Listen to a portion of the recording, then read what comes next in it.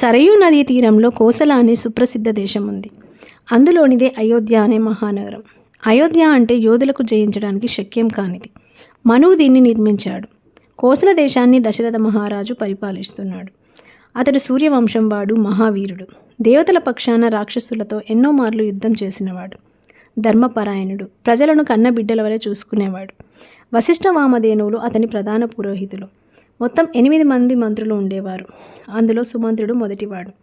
ఇతని పాలనలో కోసల దేశం భోగభాగ్యాలతో విలసిల్లింది. ప్రజలు ధర్మవర్తనులై సుఖ సంతోషాలతో ఉన్నారు. ఎన్ని ఉన్నా సంతానం లేదన్న చింత దశరథుణ్ణి కుంగతీసింది. సంతాన ప్రాప్తి కోసం అశ్వమేధ యాగం చేయాలన్న ఆలోచన వచ్చింది.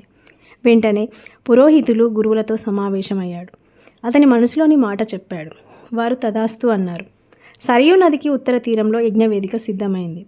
మంత్రి సారథి అయిన సుమంత్రుడు ఈ యాగానికి ఋష్యశృంగ మహర్షిని ఆహ్వానిస్తే ఫలవంతమవుతుందని సూచించాడు. ఋష్యశృంగుడు విభాండక మహర్షి కుమారుడు, నిష్ఠాగరిష్ఠుడు. అతడు ఎక్కడ ఉంటే అక్కడ వానలు బాగా కురుస్తాయి. దశరథుని ఆజ్ఞ మేరకు ఋష్యశృంగుని సగౌరవంగా తీసుకొని వచ్చారు. మొత్తం 3 రోజుల పాటు అశ్వమేధ యాగం శాస్త్రోక్తంగా నిర్వహించారు.